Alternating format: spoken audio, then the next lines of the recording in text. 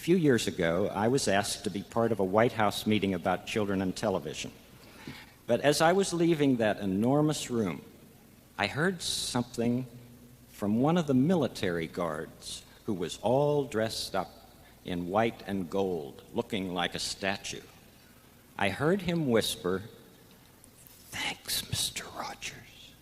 As I was listening to you today, I started to remember my grandfather's brother. He gave me his favorite fishing rod. I've just been thinking, maybe that's why I love fishing so much. Well, as far as I'm concerned, the major reason for my going to Washington that day was that military guard and nourishing the memory of his great uncle. What marvelous mysteries we're privileged to be part of. I see someone who influences me greatly. He's the locker room attendant in Pittsburgh, where I swim each day. His name is Jeff. 25 years cleaning sinks and sorting towels and caring about everybody. I told Jeff that I was writing this commencement speech for you all, and I said to him, "Jeff, what should I say in this speech?" And he answered, "Tell them to be glad of who they are. Everybody can do something." And he went right back to scrubbing the showers. Blessed are the pure in heart, to appreciate our life and do what we can so that others might appreciate theirs.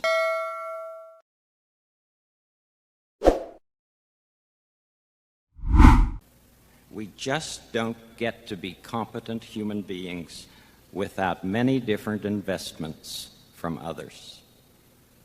I'd like to give you all an invisible gift, a gift of silence, to think about those who nourish you at the deepest part of your being.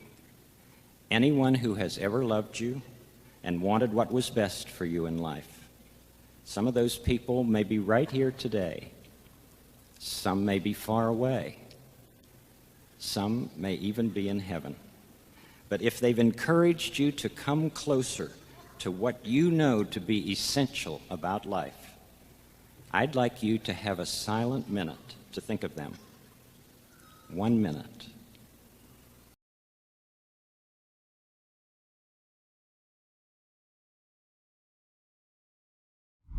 For the 100-yard dash, there were 9 contestants, all of them so-called physically or mentally disabled.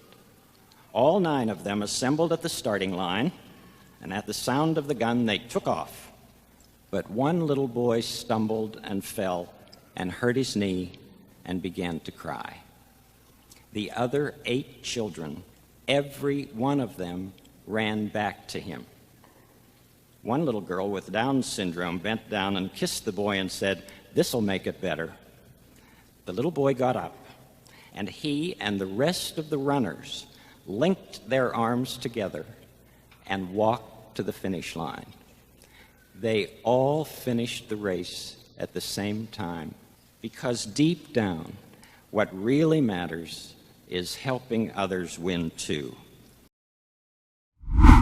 You don't ever have to do anything sensational in order to love or to be loved. The real drama of life, that which matters most, is rarely center stage or in the spotlight. In fact, it has nothing to do with IQs and honors and the fancy outsides of life. What really nourishes the soul is the knowing that we can be trusted, that we never have to fear the truth.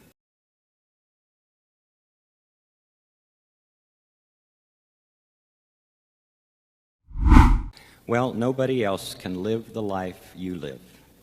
And even though no human being is perfect, we always have the chance to bring what's unique about us to live in a redeeming way.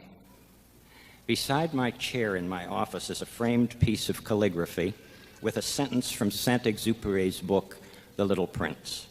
It reads, "L'essentiel est invisible pour les yeux. What is essential is invisible to the eye." I feel the closer we get to knowing and living the truth of that sentence, the closer we get to wisdom.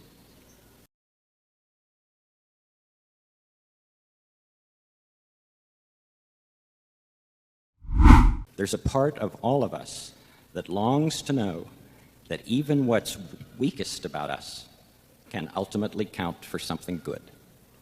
But after a lot of help from a lot of people, I'll never forget the sense of wholeness I felt when I finally realized what, in fact, I really was. Not just a songwriter or a language buff, but I was someone who was able to use every talent that I had been given in the service of children and their families. I can tell you that it was that particular focus that made all the difference.